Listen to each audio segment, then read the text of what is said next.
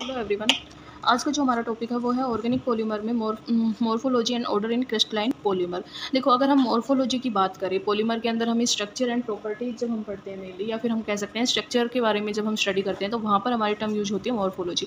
Morphology होती क्या है मेनली कि किसी भी जो हमारा पॉलीमर है या पॉलीमर के अंदर जितनी भी जो मोनोमेरिक यूनिट है उनकी अरेंजमेंट एक तरीके से, ठीक है, वही हमारी क्या कहलाती है, मॉर्फोलॉजी कहलाती है। तो हमें पता है कि पॉलीमर है उसमें क्या होते हैं, मैक्रोमोलिक्यूल्स होते हैं, और जो मैक्रोमोलिक्यूल्स हमारे पास होते हैं वो क्या होते हैं, डिफरेंट डिफरेंट मोनोमेरिक यूनिट से मिलकर बने होते हैं।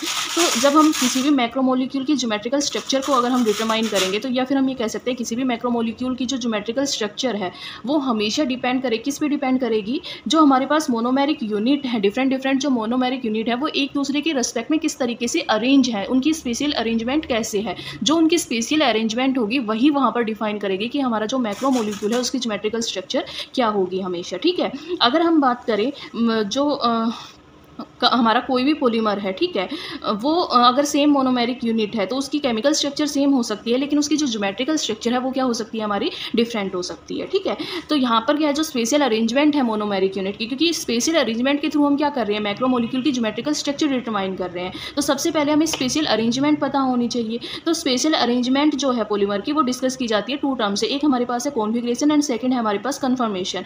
कॉन्फिगरेशन क्या होती है मेनली कि जो हमारे adjacent monomeric unit and between atom of individual monomeric unit के बीच में जो केमिकल बॉन्डिंग फिक्स होती है, केमिकल बॉन्डिंग से जो अरेंजमेंट फिक्स होती है हमारी, वो हमारी क्या कहलाती है, कॉन्फिगरेशन कहलाती है। जो कॉन्फिगरेशन है हमारे पास, जब तक हमारा केमिकल बॉन्ड ना तो ब्रेक होगा या फिर रीफॉर्म नहीं होगा, तब तक हमारी कॉन्फिगरेशन चेंज नहीं होगी। मीन्स वो क्या रहेगी, अनचेंज रहेगी हमारे पास, ठीक है। या फिर हम ये कह सकते हैं कि कोई भी जो पॉलीमेरिक यूनिट है वो वन कन्फर्मेशन से सेकेंड कन्फर्मेशन में शिफ्ट नहीं हो सकती विदाउट ब्रेकिंग और रिफॉर्मिंग ऑफ बॉन्ड हमारे पास। क्लियर है। नेक्स्ट हमारे पास कन्फर्मेशन की अगर हम बात करें तो यहाँ पर क्या होता है कि जो हमारे पास कोई भी जो मैक्रोमोलिक्यूल है या कोई भी पॉलीमेरिक यूनिट हमारे पास है, ठीक है, इसमें क्या होता है कि मेनली अरेंजमेंट में जो चेंज आता है वो किसकी वजह से आता है, रोटेशन ऑफ चेंज सेगमेंट की वजह से, या फिर adjacent monomeric unit around the single bond. हमेशा ध्यान रखना जहाँ पर भी हमारा सिंगल बॉन्ड है, अब वो सिंगल बॉन्ड हमारा किसी भी एडजेसेंट मोनोमेरिक यूनिट में भी हो सकता है और चेंज सेगमेंट में भी हो सकता है,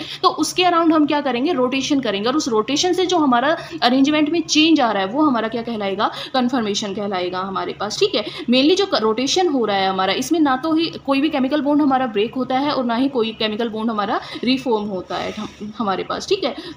तो यहाँ से हम मेनली जितनी भी हमारी जो कन्फर्मेशंस होती हैं वो हमेशा डिपेंड करती है स्ट्रेस के ऊपर, कि हमारा कोई भी मोलिक्यूल है वहाँ पर कितना स्ट्रेस अप्लाइड हो रहा है, उसकी थर्मल एनर्जी कितनी है, और उसके अलावा अगर हम बात करें तो सोलवेंट इंट्रैक्शन कैसा है हमारा पॉलीमेरिक यूनिट का। तो मेनली ये तीन फैक्टर हैं जिसके ऊपर क्या करेगी हमारे पास जो कन्फर्मेशन है वो डिपेंड करेगी हमेशा, ठीक है।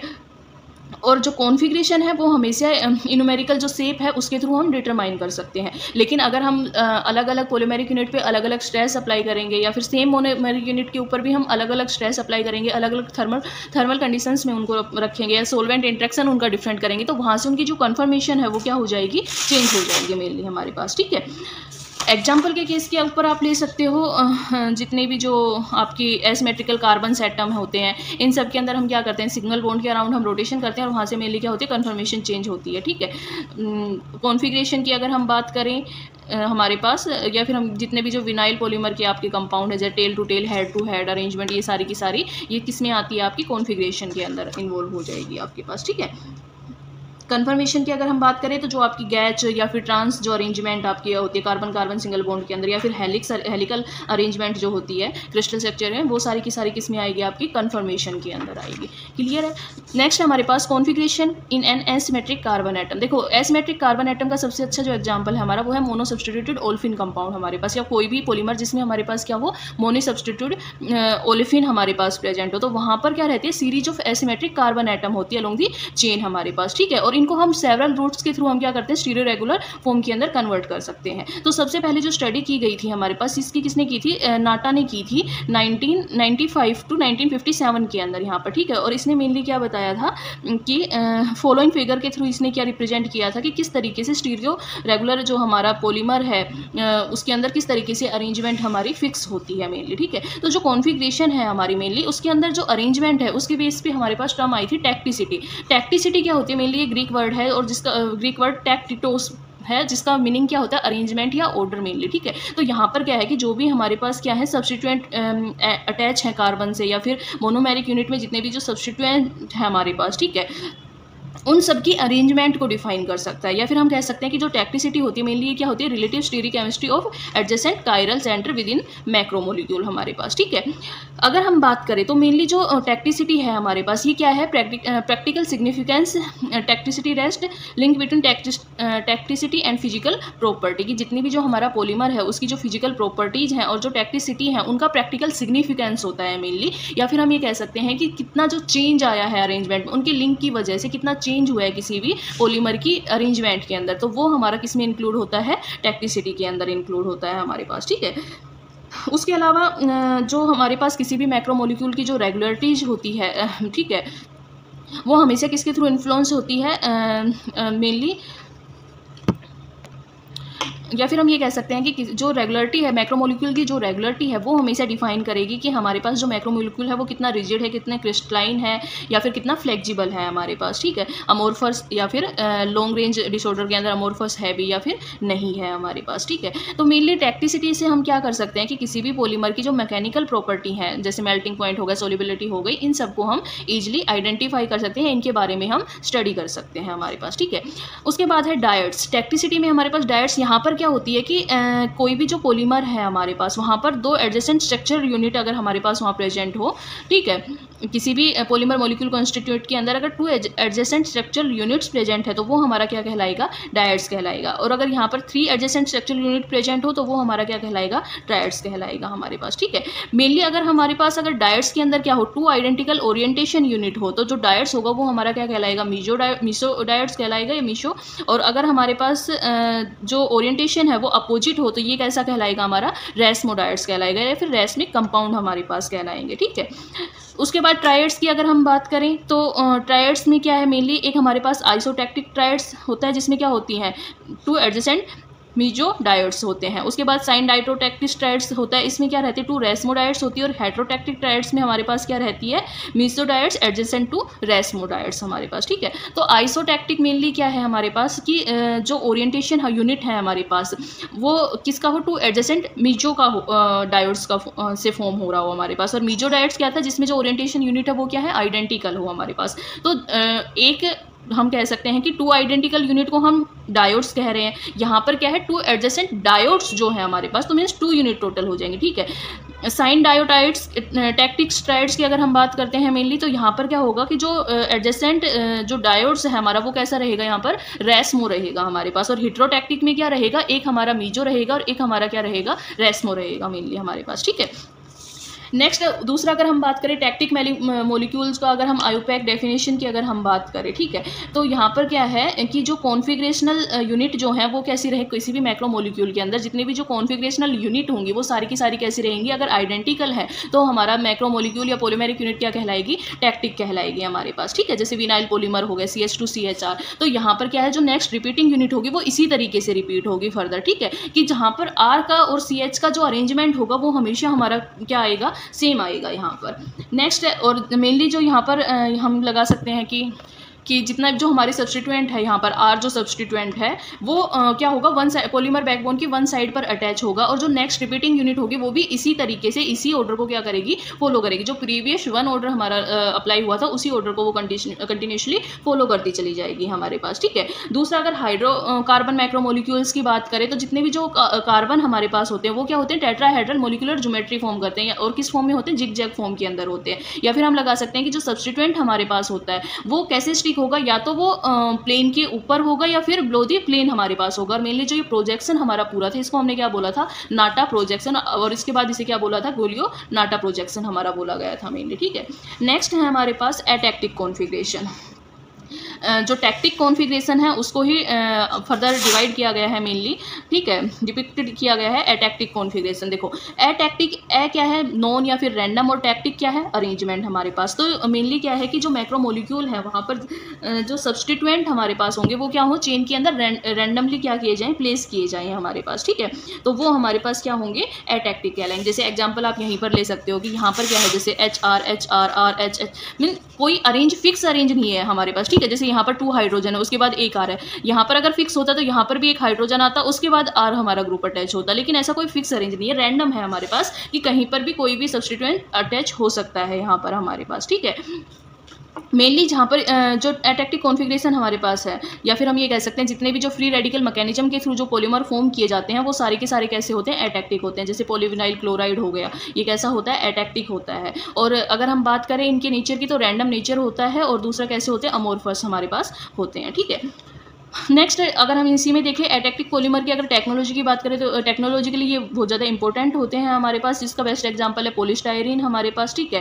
अगर हम यहाँ पर बात करें तो जो पॉलीस्टायरीन का जब हम सिंथेसिस करते हैं यहाँ पर, ठीक है, तो यहाँ पर हम क्या कर सकते हैं, साइनो डायोटैक्टिक वर्जन, किसी भी पॉलीमर का साइनो डायोटैक्टिक वर्जन हम यहाँ पर ऑब्टेन कर सकते हैं हमारे पास, ठीक है। लेकिन जितने भी जो इंडस्ट्रियल पॉलीस्टायरीन जो हमारे जो नेचुरल रबर के थ्रू हमें मिलता है वो सारे के सारे कैसे होते हैं, हमारे एटैक्टिक होते हैं हमारे पास, ठीक है।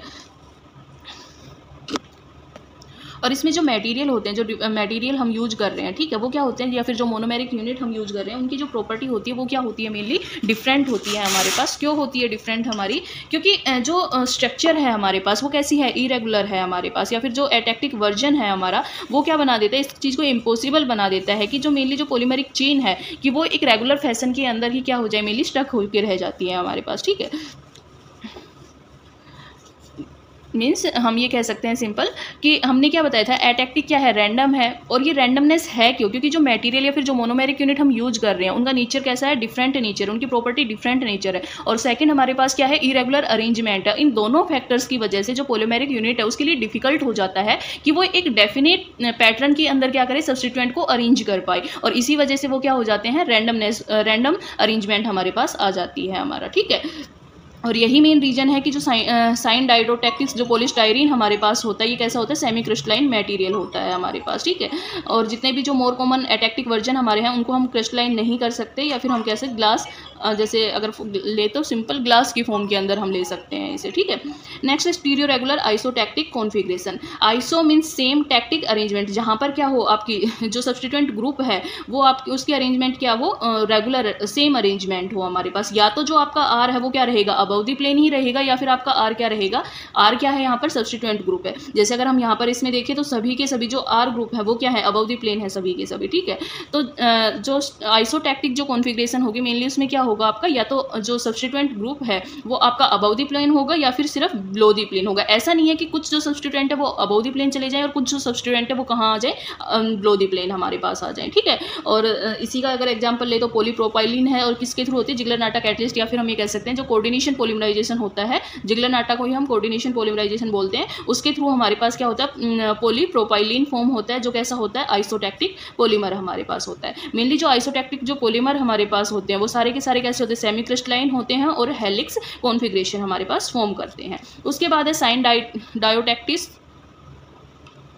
अगर साइन डाइटोटैक्टिस की, अगर साइन का मतलब क्या होता है, अल्टरनेट या अपोजिट, और टैक्टिक हमारे पास क्या होगी, अरेंजमेंट, कि जो सब्स्टिट्यूएंट ग्रुप है वो क्या हो, अल्टरनेट रहेगा या अल्टरनेट पोजीशन लेगा, कि एक बार वो अबव द प्लेन रहेगा और दूसरी बार वो क्या रहेगा, बिलो द प्लेन रहेगा हमारे पास, ठीक है।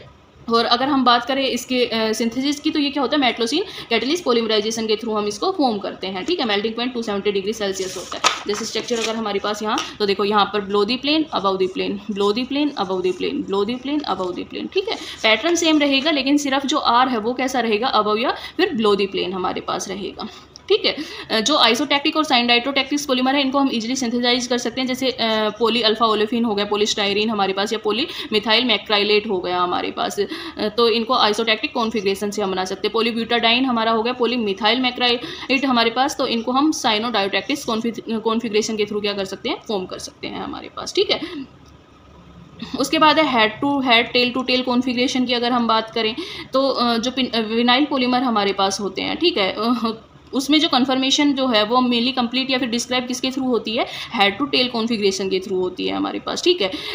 इसमें जितनी भी जो मोनोमेरिक यूनिट होगी वो नॉर्मली क्या होती है, हेड टू टेल कॉन्फ़िगरेशन में लिंक होती है। जैसे अगर एग्जाम्पल बीटा सब्स्टिट्यूएंट हमारे पास हो गया, ये सेपरेटेड होता है 3 कार्बन एटम से, ठीक है। हेड टू हेड कॉन्फ़िगरेशन में अगर हम बात करें तो सेपरेशन जो है वो क्या होता है, 2 कार्बन एटम का सेपरेशन होता है, ठीक है। और टेल टू टेल में अगर हम बात करें तो जो सेपरेशन होगा मेनली बीटा सब्स्टिट्यूएंट का वो किसके थ्रू होगा, 4 कार्बन एटम के थ्रू होगा हमारे पास, ठीक है। और दूसरा हेयर टेल जो कॉन्फ़िगरेशन है ये टेक्टिसिटी का पार्ट नहीं है, लेकिन मेनली पॉलीमर डिफेक्ट्स को कंसीडर करने के लिए हम क्या करते हैं, इन कॉन्फ़िगरेशंस का यूज करते हैं हमारे पास, ठीक है। दूसरा टेक्टिसिटी को अगर मेजर हमें करना हो तो प्रोटॉन या फिर कार्बन 30 NMR के थ्रू हम क्या कर सकते हैं, टेक्टिसिटी को मेजरमेंट कर सकते हैं, ठीक है। मेनली जो डायट्स हैं इनको रिप्रेजेंट करने के लिए R R M M M M R R हमारे पास, ठीक है। एम एम हमारा हो गया, आर एम एम एम आपका क्या हो जाएगा, मेजो डायोड हो जाएगा, जैसे आपने डायोड्स पढ़ा था यहाँ पर, ठीक है। ये एम एम आपका क्या हो जाएगा, आइसोटैक्टिक ट्रायड्स आपके पास। साइनोडाइडोटैक्टिस को आर आर से रिप्रेजेंट करेंगे और हेट्रो को आप किससे करोगे, आर एम से करोगे मेनली, ठीक है। तो यहाँ पर आपका वही ट्रायड्स में आपके सारे ये हो जाएंगे इस तरीके से। आर मेनली रैस्मो को रिप्रेजेंट कर रहा है और एम मेनली मीजो को रिप्रेजेंट कर रहा है, ठीक है। तो इतना काफ़ी है मॉर्फोलॉजी के लिए, इससे ज़्यादा करने की ज़रूरत है भी नहीं। टेक्टिसिटी मेजरमेंट की भी रिक्वायरमेंट नहीं है, अगर आप कर सकते हो तो कर देना, अदरवाइज इतना ज़रूरी नहीं है ये, ठीक है। नेक्स्ट आपके पास है प्रोसेसिंग ऑफ पॉलीमर। प्रोसेसिंग की अगर हम बात करें तो प्रोसेसिंग ऑफ पॉलीमर जो है मेनली वो पॉलीमर केमिस्ट्री की इंपॉर्टेंट ब्रांच है हमारे पास, ठीक है। प्रोसेसिंग के थ्रू ही हम क्या कर सकते हैं, डिफरेंट जो पॉलीमेरिक मटेरियल है उनको यूजफुल प्रोडक्ट्स में क्या करते हैं, हम कन्वर्ट करते हैं हमारे पास, ठीक है। जैसे जितने भी टॉय वगैरह हुए, हाउस होल्ड प्रोजेक्ट हो गए, हमारा कॉर्निया लेंस आपका हो गया, artificial heart, kidney, blood cell, volatiles, कोम्स, जितने भी जो आपकी है वो सारी की सारी इसमें हम सब क्या करते हैं कि जितने भी जो पॉलीमेरिक यूनिट होती है उनको कन्वर्ट करते हैं मेनली हमारे पास, ठीक है। उसके बाद अगर हम बात करें तो सबसे पहले हम करेंगे यहाँ पर कि हमें पता है कि मेनली हमारे पास नेचुरल पॉलीमर है और सिंथेटिक पॉलीमर है। तो सिंथेटिक पॉलीमर की अगर हम बात करें तो मेनली क्या होते हैं, तीन ग्रुप के अंदर इसको या तीन मेजर क्लासेस में इसको डिवाइड किया गया है, प्लास्टिक, इलेक्ट्रोमर्स एंड फाइबर्स हमारे पास। प्लास्टिक की अगर हम बात करें तो मेनली प्लास्टिक क्या होता है, स्ट्रेस प्रोड्यूस है हमारे पास मटेरियल। प्लास्टिक ऐसा मटेरियल जिसमें क्या किया जाता है, स्ट्रेस प्रोड्यूस किया जाता है, लेकिन नॉन रिवर्सिबल स्ट्रेन होता है मेनली यहाँ पर, ठीक है। तो हम यहाँ पर कह सकते हैं मेनली क्या होता है, हाई ऑर्गेनिक पॉलीमर होता है प्लास्टिक हमारा, जिस पे हम क्या करते हैं, जिसकी जो शेप है हमारे पास, ठीक है, उसको हम फोर्स अप्लाई करके चेंज कर सकते हैं और वापस से रिटेन कर सकते हैं उस फोर्स को रिमूव करके मेनली हमारे पास, ठीक है। दूसरा प्लास्टिक अगर हम बात करें तो एक ग्रीक वर्ड है, ठीक है, जिसका मीनिंग क्या होता है, ऐसा मटेरियल जो क्या हो सके, मोल्डेड हो सके और फॉर्म हो सके किसी भी शेप के अंदर हमारे पास। दूसरा अगर हम बात करें प्लास्टिक जो है सिंथेटिक पॉलीमर है हमारे पास, और इसको हम क्या कर सकते हैं, कॉम्प्लेक्स शेप के अंदर कन्वर्ट कर सकते हैं by apply heat and pressure हमारे पास। और इसको टू सब कैटेगरी के अंदर डिवाइड किया गया। फर्स्ट है हमारे पास थर्मोसेटिंग एंड सेकंड है हमारे पास थर्मोप्लास्टिक। तो थर्मोसेटिंग हमारे पास क्या होते हैं, थर्मोसेटिंग जो होते हैं वो परमानेंटली हार्ड मटेरियल हमारे पास होता है, या फिर हम ये कह सकते हैं कि जब हम उनको क्रिटिकल टेम्परेचर से अबव हीट कर देते हैं तो उसके बाद ना तो हम उनको सॉफ्ट कर सकते हैं और ना ही हम क्या कर सकते हैं, उनको रीहीट कर सकते हैं, ठीक है। और मेनली अगर हम यहाँ पर देखें तो ये किसके थ्रू होता है, क्रॉस लिंक अरेंजमेंट की वजह से हमेशा फॉर्म होते हैं। या फिर अगर हम देखें तो जो स्टेट है इनके थर्मोसेटिंग जो प्लास्टिक है इनमें क्या रहता है, क्रॉस लिंकेज हमारे पास रहती है। नेक्स्ट अगर हम थर्मोप्लास्टिक की बात करें तो ये सॉफ्ट होते हैं, और जब हम इनको हीट करते हैं, अब ग्लास ट्रांजिशन टेम्परेचर TG हमारे पास, ठीक है, तो इनको हम क्या कर सकते हैं, किसी भी शेप में कन्वर्ट कर सकते हैं। और जब हम इसको कूल डाउन करेंगे तो ये कैसे हो जाएंगे, हार्ड हो जाएंगे। लेकिन वापस से अगर हम इनको हीट करते हैं तो क्या हो जाएंगी, सॉफ्ट हो जाएंगे। जैसे सबसे बेस्ट एग्जाम्पल आपका पॉलीथीन है, जैसे आप हीट करोगे मेल्ट होकर सॉफ्ट हो जाएगी, लेकिन जैसे ही कूल करोगे तो वो वापस से क्या हो जाएगी, हार्ड हो जाती है आपकी, ठीक है।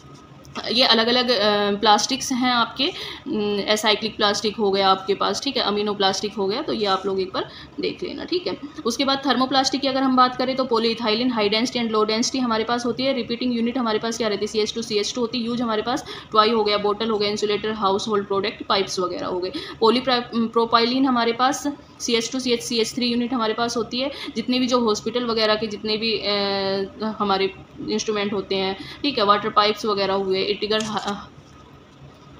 हैंगिंग्स वगैरह जितनी भी हो गई, उस सब में क्या यूज होता है, हमारा पॉलीप्रोपाइलिन हमारे पास यूज होता है, ठीक है। उसके अलावा अगर हम बात करें पॉलीफोर मिथाइलिल पेंटीन 1 हो गया हमारे पास, जितने भी जो हॉस्पिटल एंड लेबोरेटरी की जो वेयर वगैरह होती है उसमें यूज होता है। पॉलीटेट्राफ्लोरो इथाइलिन आपके पास हो गया।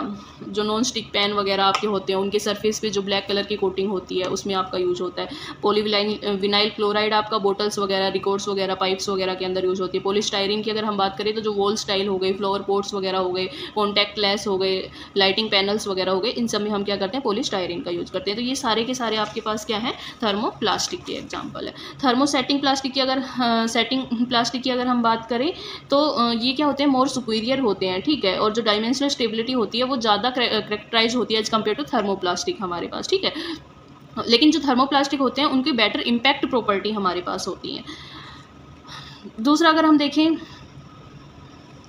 तो जैसे अगर थर्मल एग्जांपल ले तो फिनोलिक रेजिन हो गई हमारे पास यूज रेडियो टीवी कैबिनेट्स के अंदर, इलेक्ट्रिकल फ्लाइमेंट्स के अंदर, यूटिसिल के अंदर, स्पोर्ट्स गुड्स के अंदर, बकल्स और हैंडल वगैरह के अंदर। सेकंड अमीनो रेजिन होती है, पॉलिएस्टर रेजिन हो गई, एपोक्सी रेजिन हो गई, यूरिया रेजिन हो गई आपकी। तो इन सब में ये सब किसकी एग्जाम्पल है, थर्मोसेटिंग प्लास्टिक की एग्जाम्पल है। तो ये आप सब लोग इसके एग्जाम्पल्स ज़रूर लर्न कर लेना। अगर हम एक्चुअल सेंस की बात करें तो जो प्लास्टिक मटेरियल होते हैं मेनली इनकी जो प्रॉपर्टी होती है वो electromeric and fibre forming polymer के बीच में लाई करती हैं, ठीक है। और इसी वजह से क्या होती है, इनकी जो रिजिडिटी होती है, टेंसाइल स्ट्रेंथ जो होती है वो बहुत ज़्यादा अच्छी होती है हमारे पास। सेकेंड, अगर हम बात करें तो प्लास्टिक जो होते हैं ये अमोर्फस भी हो सकते हैं और पार्शियली क्रिस्टलाइन भी हो सकते हैं नेचर के अंदर। अगर फुली अमोर्फस पॉलीमर की अगर हम बात करें तो ये प्लास्टिक इसको हम कब फॉर्म कर सकते हैं, जब हमारे पास जो टेम्परेचर हो वो क्या किससे ज़्यादा हो, ग्लास ट्रांजिशन टेम्परेचर से ज़्यादा हो हमारे पास, ठीक है। जैसे पॉलीस्टाइरीन हो गया, कितना 100 डिग्री सेल्सियस हो गया, ठीक है। अमोर्फस जो प्लास्टिक होते हैं वो ब्रिटल होते हैं और रबरी स्टेट के अंदर एग्जिस्ट करते हैं मेनली हमारे पास, ठीक है। या फिर पार्शियली जो क्रिस्टलाइन पॉलीमर हमारे पास होते हैं ये टफ प्लास्टिक होते हैं above TG and below melting temperature TM, ठीक है। स्टेबल एग्जांपल अगर हम इसका ले तो पॉलीइथाइलिन आपके पास हो गया, ठीक है। अगर हम टीजी की बात करें तो -125 डिग्री होता है, टीएम आपका क्या होता है, बिलो मेल्टिंग पॉइंट 146 आपके पास होता है। और इसी वजह से जो क्रिस्टलाइन कंपोनेंट होते हैं, जो क्रिस्टलाइन कंपोनेंट है इन पॉलीमर्स के अंदर वो क्या करते हैं, इनको good strength and rigidity provide करते हैं हमारे पास।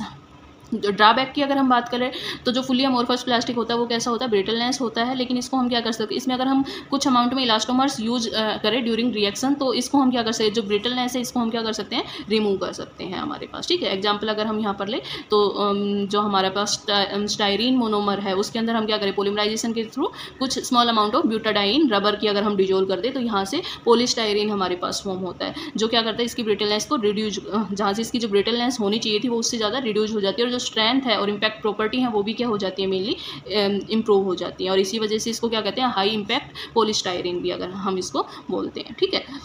दूसरा जो प्लास्टिक मटेरियल के अंदर जो क्रॉस लिंकेज होती है उसकी वजह से भी क्या होती है, जो स्ट्रक्चर रिजिडिटी और रेजिस्टेंस है टू स्वेलिंग बाय सॉल्वेंट्स वो क्या होती है, इंप्रूव होती है। और उसके अलावा जो यूज टेम्परेचर है उसकी रेंज भी क्या हो जाती है, मेनली इंक्रीज हो जाती है। या फिर हम ये कह सकते हैं जो ग्लास टेम्परेचर ट्रांजिशन टेम्परेचर जो हमारा था उससे अबव भी अगर हम इसे हीट करें तो वहाँ पर भी ये क्या दिखाता है, इम्पैक्ट प्रॉपर्टी शो करता है हमारे पास, ठीक है।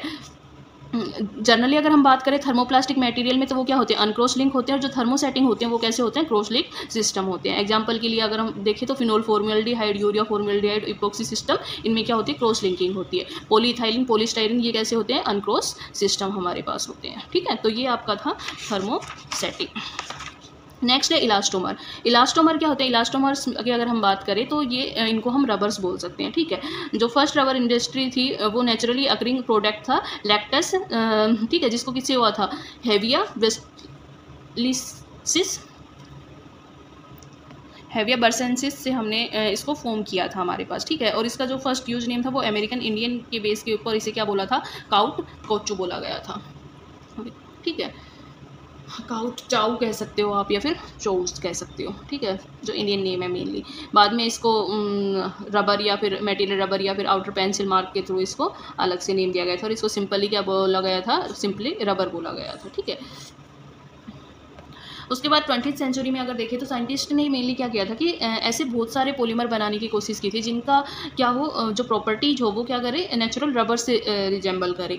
और इसी वजह से number of wide variety of synthetic elastomer का प्रोडक्शन हुआ था हमारे पास। लेकिन अभी तक भी इतने सारे इलास्टोमर सिंथेटिक इलास्टोमर्स हमारे पास है, लेकिन उन सब की जो बैलेंस कॉम्बिनेशन हमारे पास जितनी क्वालिटी वगैरह हो गई, ठीक है, वो सारे नेचुरल रबर से अभी भी कम है हमारे पास, ठीक है। और इसी वजह से इनको क्या बोला जाता है, इसको क्या बोला जाता है, स्टैंडर्ड इलेक्ट्रोमर्स बोला जाता है हमारे पास, ठीक है। एग्जांपल्स की अगर हम बात करें तो बैलून्स हो गए, टायर हो गए, सूसोल हो गए, आपके सर्जिकल ग्लव्स हो गए, ये सारे के सारे आर्टिफिशियल इलास्टोमर्स के एग्जांपल हैं हमारे पास, ठीक है।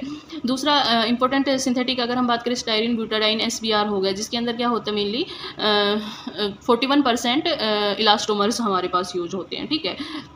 उसके अलावा काफ़ी सिंथेटिक पॉलीमर यूज किए जाते हैं। एग्जांपल अगर हम बात करें ब्यूटाडाइन, इनकी तो टायर ट्रेड्स वगैरह के अंदर यूज किए जाते हैं। नेचुरल रबर आपका हो गया जर्नल पर्पज के लिए। EPR आपके पास हो गया, ठीक है, विंडो स्ट्रिप या फिर चैनल वगैरह बनाने के लिए। पॉलीयूरेथेन्स आपका हो गया सीलिंग या फिर ज्वाइनिंग या फिर प्रिंटिंग रोल्स वगैरह बनाने के लिए। तो ये सारे के सारे किसके एग्जाम्पल है? इलास्टोमर्स के एग्जाम्पल है, ठीक है। उसके अलावा बहुत सारे पॉलीमर्स हैं जो क्या करते हैं, जिनका जो रबर लाइक क्वालिटी को शो करते हैं हमारे पास, ठीक है। अगर हम बात करें जनरल ग्रुप ऑफ पॉलीमर की इलास्टोमर्स, तो इनकी जो सिग्निफिकेंट करेक्टरिस्टिक की अगर हम बात करें तो फर्स्ट क्या जो मटेरियल होता है इनका, जो ग्लास ट्रांजिशन टेम्परेचर क्या होता है, इनका जो मटेरियल्स का जो टेम्परेचर होता है वो अबव रहता है किससे? ग्लास ट्रांजिशन टेम्परेचर से हमेशा, ठीक है। उसके अलावा स्ट्रेच या फिर रिट्रैक्ट करने की इनकी एबिलिटी होती है। They have ability to stretch and retract. Next है they possess high strength and modulus while stretching. Stretching के थ्रू क्या होते हैं, उनकी जो स्ट्रेंथ होती है हाई स्ट्रेंथ होती है और किसी भी फॉर्म में हम मोल्ड कर सकते हैं, ठीक है। इलास्टोमर्स की अगर हम बात करें तो लोअर नेग्लिजिबल क्रिस्टलाइन कंटेंट होता है मेनली इनके पास। मोलर मास जो पॉलीमर है वो लार्ज होता है टू फॉर्म नेटवर्क फॉर्मेशन हमारे पास, और किस क्या होती है? रैपिड क्रॉस लिंकिंग होती है हमारे पास, ठीक है।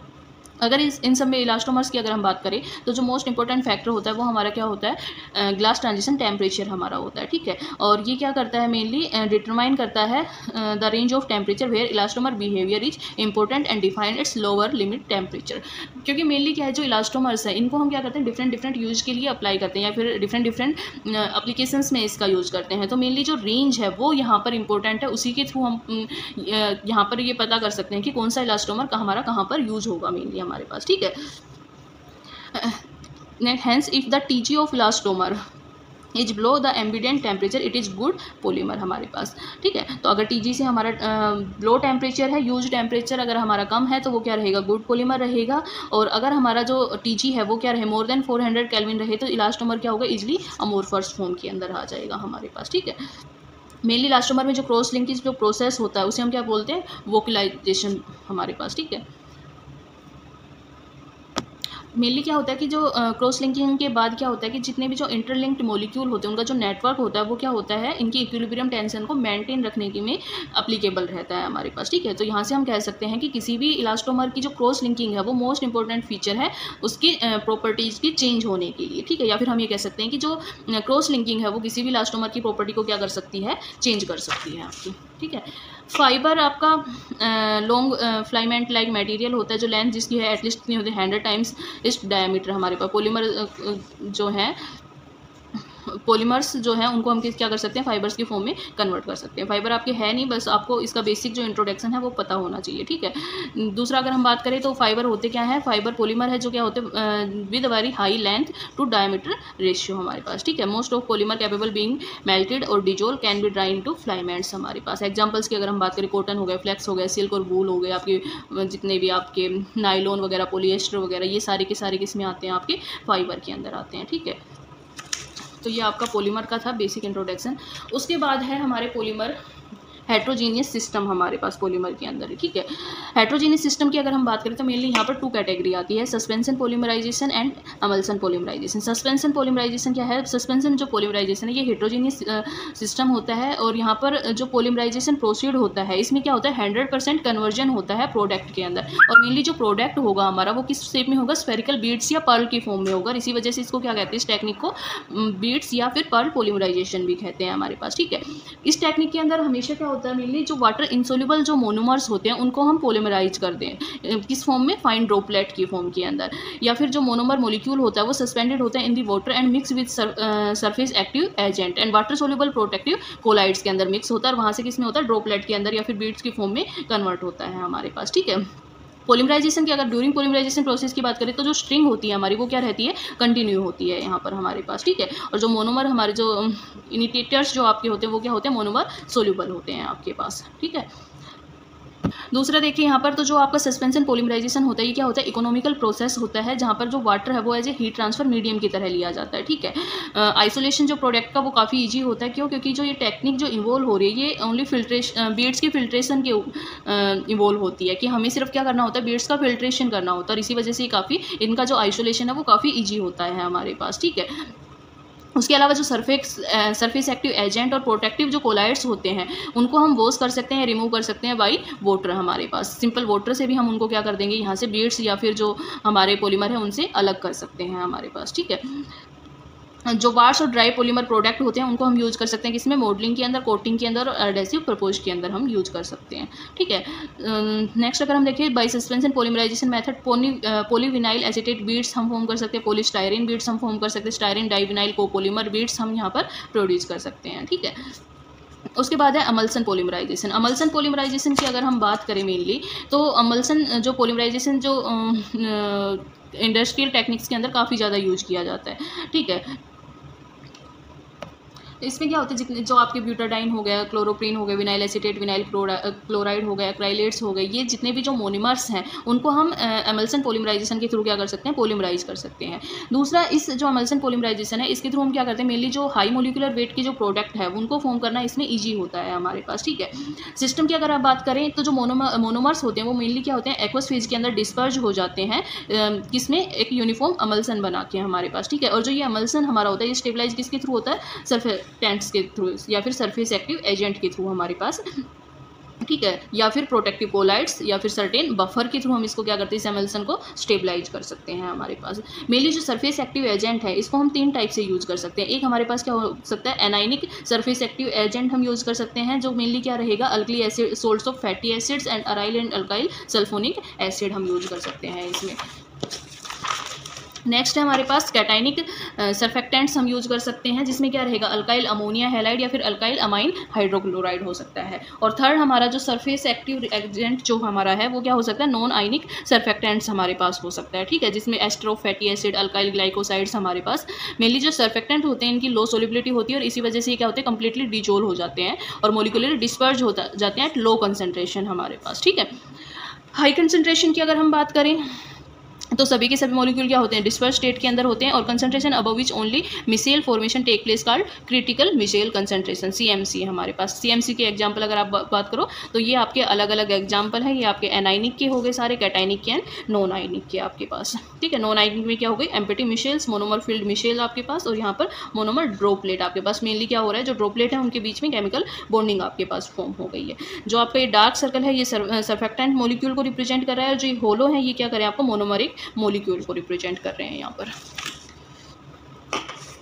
उसके बाद जो सरफेक्टेंट होते हैं, जो सरफेस एक्टिव एजेंट हमारे पास होते हैं, उनमें मेनली 2 पार्ट हमारे पास होते हैं। एक हमारे पास long non polar hydrocarbon chain होती है और दूसरी हमारे पास क्या होते हैं, पोलर ग्रुप हमारे पास होते हैं, ठीक है।